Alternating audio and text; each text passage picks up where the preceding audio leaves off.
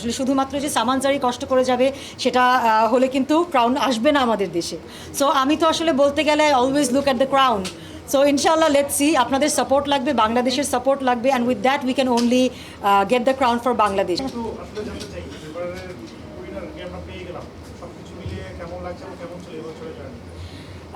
খুবই ভালো লাগছে।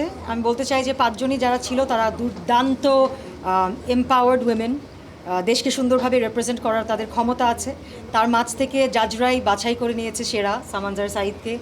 আমাদের দেশকে বিশ্বমঞ্চে রিপ্রেজেন্ট করবে মিস ওয়ার্ল্ড বাংলাদেশ, মিস ওয়ার্ল্ডের 2026-এ। আমার খুবই ভালো লাগছে। আমার মনে হচ্ছে যে দ্য জাজেস have decided on the perfect candidate. I am very very excited.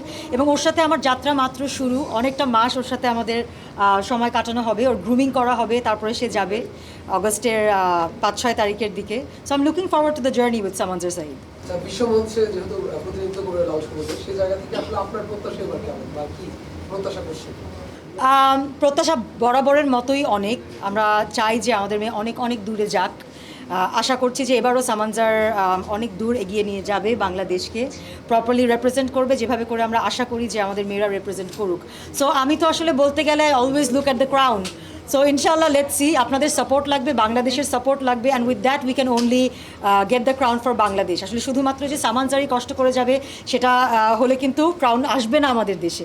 ক্রাউনটা আনা আসলে আমাদের সবার কাজ, এবং সবারই সেই ইটা দিতে হবে, সাপোর্টটা দিতে হবে, নাহলে ক্রাউনটা আসবে না। সো আমি 100% শিওর যে Samanjar will give her best. আমি আমার অংশ থেকে I will give her best, এবং দর্শক যারা আছেন, যারা আমাদেরকে দেখছেন, তাদেরও এগিয়ে আসতে হবে টু সাপোর্ট আস, এবং সেই সাথে আপনারা মিডিয়া যারা আছেন তাদের তো সাপোর্ট অবশ্যই আমাদের লাগবে।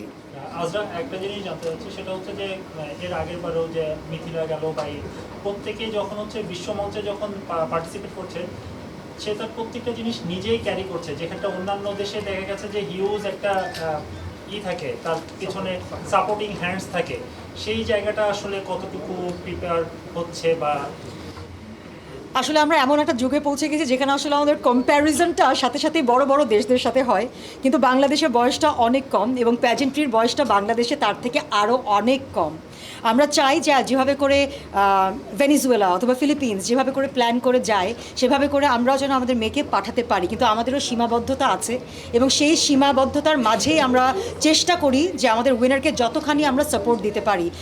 একটা ভালো ডিজাইনার যে গাউন ডিজাইন করে দিবে, একজন ভালো ডিজাইনার যিনি ন্যাশনাল কস্টিউম করে দিবে, আমার পক্ষ থেকে আমার যতটুকু সম্ভব আমরা সেই সাপোর্টটা সেই প্যাজেন্ট কুইনকে দেওয়ার চেষ্টা করি, এবং এবারও দিব।